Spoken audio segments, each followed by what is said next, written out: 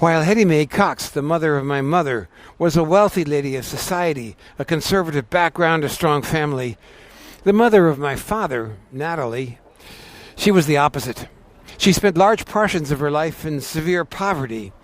Her private life was a tatters, and she lived a little bit on the wild side.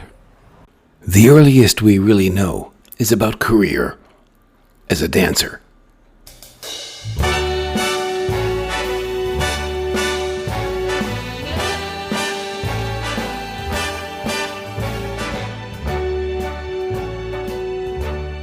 It was the wild decade later known as the Roaring Twenties, and Natalie was appearing with the famous Ziegfeld Follies.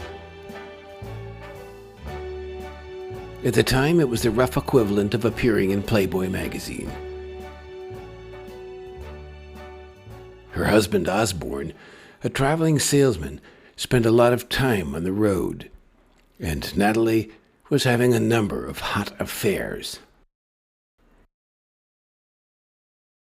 She also had 2 sons. It didn't mix well. Husband Osborne left her. In 1928, Natalie was bankrupt.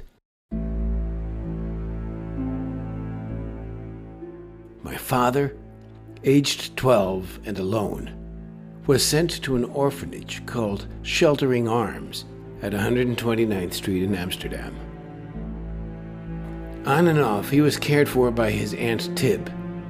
He felt abandoned.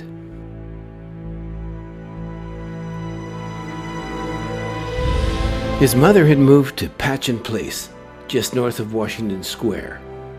It was a poverty area, popular with writers and artists for the privacy it offered in the middle of Bohemia. It was here she met with and slept with many of America's great writers, including Carl Sandburg and Max Eastman.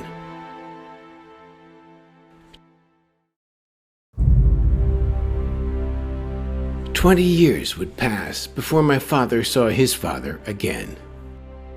Theirs was a troubled relationship. My dad accepted Natalie's version of things and gave his father the blame for his lonely and bitter childhood.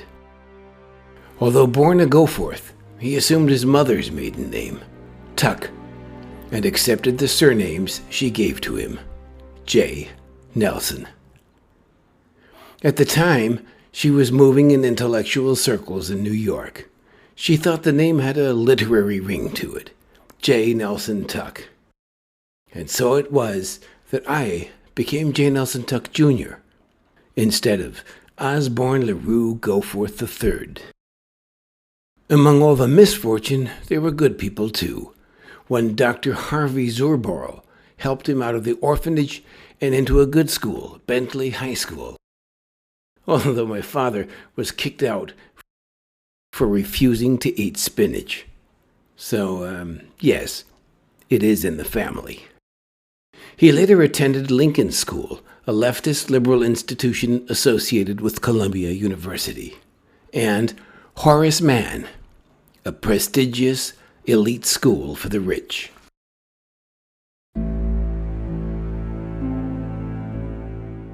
Misfortune came again with the Great Depression, where half America was unemployed. Like millions of others, my dad hitched rides on freight trains, shared campfires with the homeless, and survived on Salvation Army soup. His education at Columbia was financed by a dark figure named Harold. I hated Harold as a child. My dad did too. Harold took advantage of my dad's poverty during those years. Good fortune returned with my mother, Margaret Cox. They met at Columbia University, they married, and soon they shared a bright little apartment in Brooklyn Heights. By the time their first son was born, my older brother Travis, my father was determined that his children would have a better life. J. Nelson Tuck worked hard and tough as an investigative reporter. His research in the hostile and racist South of the time helped lead to an acquittal of 2 innocent black men. His achievement won him the prestigious George Polk Award for journalism. J. Nelson Tuck was not afraid of a fight. He was a founder of New York's Newspaper Guild, the first union in the industry, and outspoken leader of the War Resisters League, here at a rally. It was not popular being a pacifist in those days. America was fighting World War II, and he was refusing to defend his country. But that's the way he was when he believed in something.